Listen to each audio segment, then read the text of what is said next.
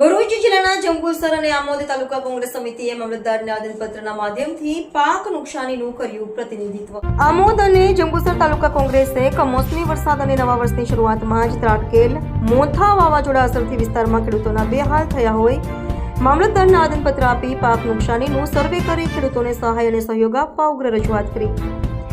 ભારતીય જનતા પાર્ટીના નવા વરાયેલા કૃષિ મંત્રી જીતુભાઈ વાઘાણીને જગતના તાતને થયેલ કમોસમી વરસાદથી तुवर कपास डांगर मग चना मठिया तवेला दिवेला जेवा रवि पाक शियाळु पाक पंथकમાં સદંતર નાશ પામેલ હોય સરકારને આવેદનપત્ર દ્વારા રજૂઆત કરવામાં આવી છે। ખેડૂતોના મુખ્યથી કોળીઓ આવેલ કુદરતી આપત્તિ છીનવેલ હોય સાથે સરકારે પણ ખેડૂતને પાયમાલ કરવાનું મન બનાવી લીધું હોય એમ છેલ્લી 7 સિઝનથી ફક્ત સર્વેને જાહેરાત કરી ખેડૂતો સુધી કોઈ સહાય પહોંચાડતી ન હોય સરકારને ઢીંઢોળવાનો પ્રયત્ન કોંગ્રેસે કરેલ છે। ભૂતકાળમાં યુપીએ સરકારે ખેડૂતોના 78,000 કરોડના દેવા માફ કર્યાનું પણ કોંગ્રેસના પ્રતિનિધિઓએ ભારતીય જનતા પાર્ટી સરકારને યાદ અપાવ્યું હતું। સાથે પણ જણાવ્યું કે 2020થી સરકારે ખેડૂત પાક વીમા યોજના પણ બંધ કરેલ છે જે સમગ્ર ભારતમાં ચાલુ છે પરંતુ ગુજરાત રાજ્યમાં જ ધરતીપુત્રોને અન્યાય કરેલ છે। સાથે જંબુસર આમોદ પંથકમાં વારંવાર ખાતરની પણ અછત વર્તાતી હોય ખાતર યોગ્ય સમયે ખેડૂતોને મળી રહે એવી પણ આવેદનપત્રમાં રજૂઆત કરી છે।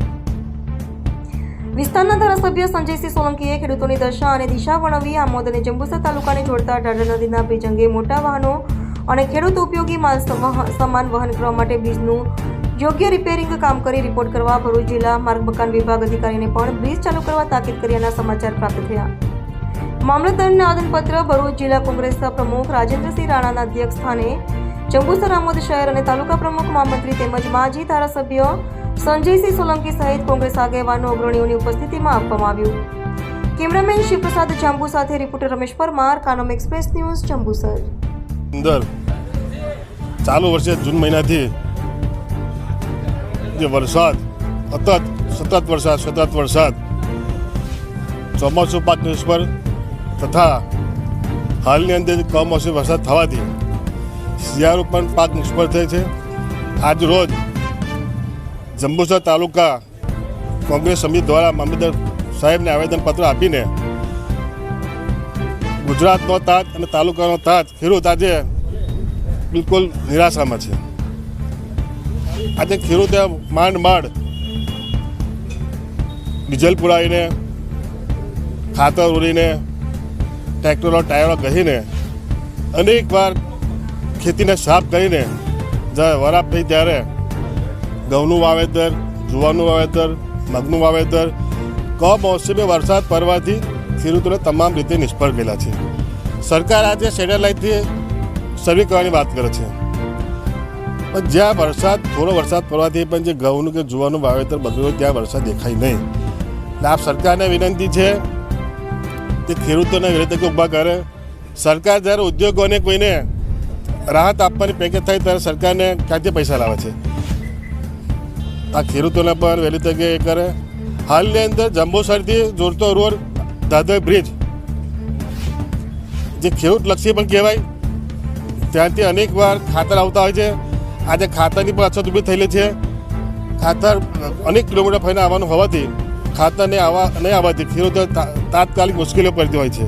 જેથી કરીને ભરૂચ જિલ્લાના કાર્યપાલક ઇજનેર નેશનલ હાઈવેના તાકીદે એને સમારકામ જો પૂરું થઈ ગયું હોય તેનું પ્રમાણપત્ર આપીને આ બ્રિજ ચાલુ કરાવે એવી વિનંતી। ગુજરાતના ખેડૂતને આજે જે આફત આવી પડેલી છે એને સુસાઇડ કરવા સિવાય કોઈ રસ્તો નથી। ત્યાં સરકાર ઊંઘી છે, સર્વેનું ખાલી નાટક કરે છે, નાટક કરીને એકદમ મામૂલી રકમ આપે છે, એમાં કેટલા ખેડૂતોને આપીને કેટલાને તાળવે છે। ત્યારે આ પરિસ્થિતિમાં કમોસમી વરસાદમાં ખેડૂતોનો પાક સંપૂર્ણ નાબૂદ થઈ ગયો છે।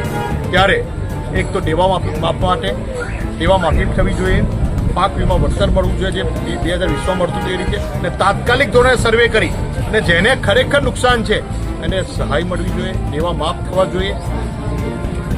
મનમોહનસિંહની યુપીએ સરકારમાં 78,000 કરોડથી વધુનું આ દેવા માફી બધાના ખેડૂતોને રાહત મળેલી ત્યારે ખેડૂત ઉભો થયેલો આજે પાયમાલ તરફ જઈ રહ્યો છે, સંપૂર્ણ પાક નિષ્ફળતા તરફ છે।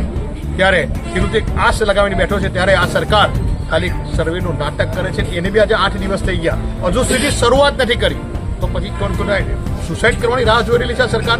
એના વિરોધમાં આ તાત્કાલિક કરવા માટે ઊંઘતા તંત્રને જગાડવા માટે આજે જંબુસર તાલુકા કોંગ્રેસ સમિતિ આયોજિત અમે મામલતદારશ્રીને સંબોધીને એક આવેદનપત્ર આપેલું છે કે તાત્કાલિક થાય અને નહીં થાય તો ચૂંટાયેલા પ્રતિનિધિ ખાલી લેટર લખે છે સીએમને કે એનું સર્વે કરાવીને સહાય ચૂકવો, એ ખાલી લેટર લખવા પૂરતા રહેશે. એમનેથી ઘરમાં પણ આ ખેડૂતો નીકળવા નહીં દે.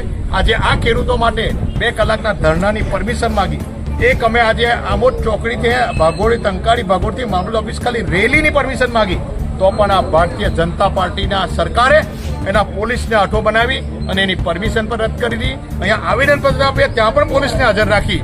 તો એ ખેડૂત વિરોધી સરકાર છે એ સાબિત થઈ ગયેલું છે. એ કોઈ સંજોગોમાં કોંગ્રેસ ચલાવી નહીં.